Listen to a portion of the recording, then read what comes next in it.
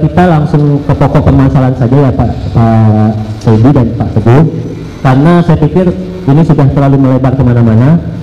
Karena menurut kami pada awalnya memang tim dari pemohon menyatakan bahwa ini adalah kecelakaan lalu lintas tunggal, tetapi mungkin dari sebagian besar apa yang Pak Dedi sampaikan, kami ingin menegaskan apakah Pak Dedi memang bisa menyatakan bahwa itu ada kecelakaan tunggal, dan memang Pak Dedi menyaksikan sendiri atau bagaimana mengetahui sendiri ada peristiwa kecelakaan seperti itu. Sebentar ya sebelum dijawab. Ini berdasarkan cerita, ya, bukan berdasarkan ia berada di situ. Jadi ya, sebentar, gantian bicaranya. Dari tadi kami kan pasif ya, sekarang kami ingin bicara lah, ya.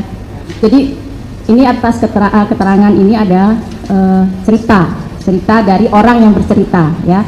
Posisikan bahwa ini adalah saksi, bukan terdakwa.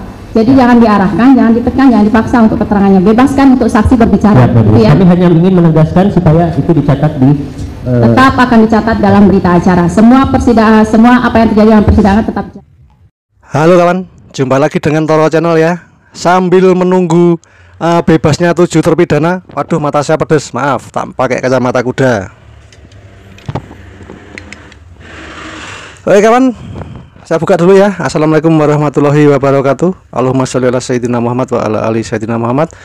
Bismillahirrahmanirrahim. Oke, sambil menunggu kebebasan dari 7 terpidana yang tak berdosa ya, korban salah tangkap dalam kasus tewasnya Vina dan Eki, kita simak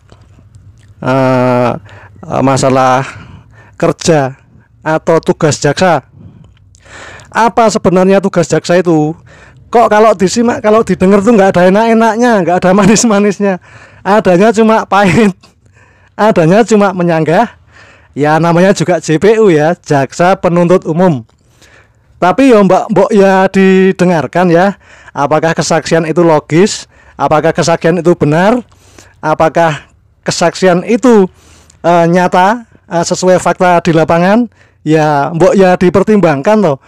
Jangan semua kesaksian yang benar itu disangkal semua, ditolak semua, nggak ada manis-manisnya, isinya kok cuma pahit-pahit. Apakah tugas jaksa seperti itu? Oke lanjut ya.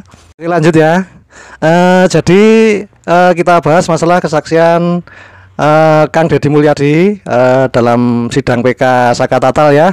Maksudnya di sela-sela penantian kita menunggu terbebasnya 7 terpidana, menunggu dikabulkannya PK dari 7 terpidana. Kita ulas dulu masalah hakim cantik si Bu Rizka dan para jaksa yang pahit-pahit pahit-pahit, nggak ada yang manis-manis ya, dan kesaksian Pak Deddy Mulyadi ya, yang dimana Pak Deddy Mulyadi didatangkan ya sebagai saksi testimonium de auditu atau memberikan kesaksian yang didapat dari mendengar cerita maupun keterangan dari orang lain. Oke ya, jadi Pak Deddy Mulyadi memang ditunjuk oleh tim kuasa hukum pemohon untuk memberikan keterangan, karena waktu itu Pak Deddy Mulyadi atau Kang Deddy KDM ya mewawancarai berbagai pihak, khususnya terkait dengan Saka Tatal ya waktu itu ya.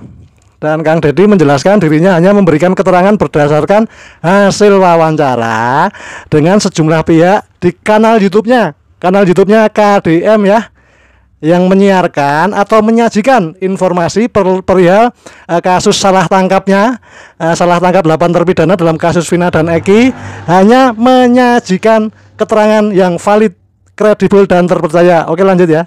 Di Kang Deddy Mulyadi ini hanya menyebutkan bahwa salah satu keterangan yang diperlukan dalam sidang PK-nya Saka Tatal, yakni terkait PK-nya Saka Tatal tidak berada di lokasi kejadian atau disebut alibi ya dalam kasus salah tangkap atas kematian Vina dan Eki ya. Dalam kacamata hukum, hal tersebut bisa dianggap ya sebagai alibi atau tidak berada di lokasi saat peristiwa itu terjadi. Jadi Kang Deddy bukan orang yang mengetahui dalam peristiwa itu, tidak mengetahui, tapi hanyalah orang yang mencoba menyajikan informasi yang mungkin diperlukan karena faktor kemanusiaan dan tanggung jawab sebagai warga negara Indonesia. Ini yang patut diapresiasi, dan juga termasuk membantu pihak-pihak penyidik dari kepolisian, jaksa, dan juga hakim ya. Oke, lanjut ya. Untuk selanjutnya langsung aja kita simak.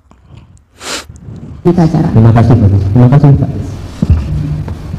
Terima kasih. Saya lanjutkan Pak Dedi.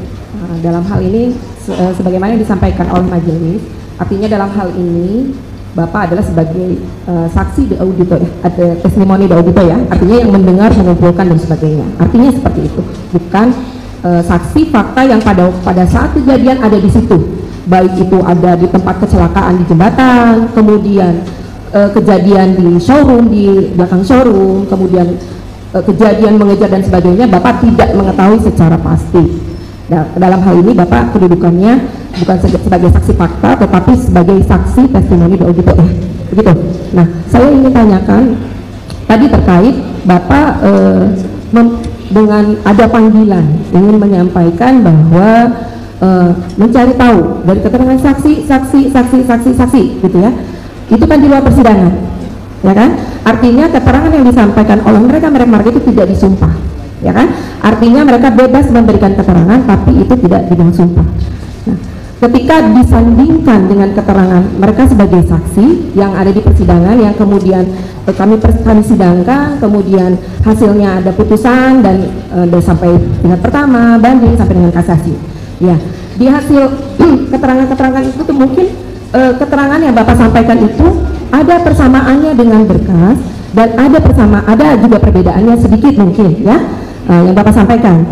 Nah, tetapi dalam hal ini yang saya ingin tahu Langsung ke pertanyaan ya. Siap ya enggak? Apa alasannya Bapak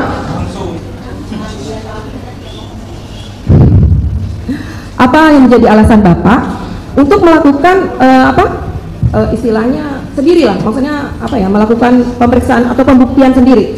Tidak, artinya kan perkara ini muncul itu setelah adanya SPDP masuk ke kejaksaan, kemudian penangkapan Peggy dan sebagainya. Apa yang menjadi alasan Bapak sendiri, bukan menggandeng pihak-pihak yang berwajib, sehingga apa yang dilakukan oleh Bapak itu berdasar? Mungkin itu. Baik, terima kasih ya. Dijawab.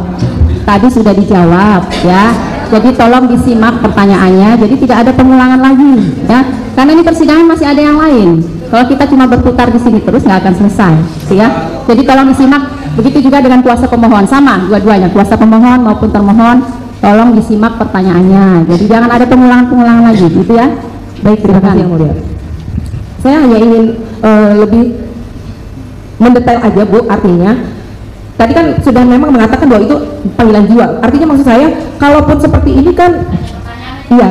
Jadi maksud saya tadi Bapak itu melakukan itu sendiri, kenapa tidak menggandeng pihak kepolisian? Yang pertama bahwa saya tidak punya kewajiban untuk bekerja sama dengan siapapun. Karena tugas saya aja menyajikan informasi.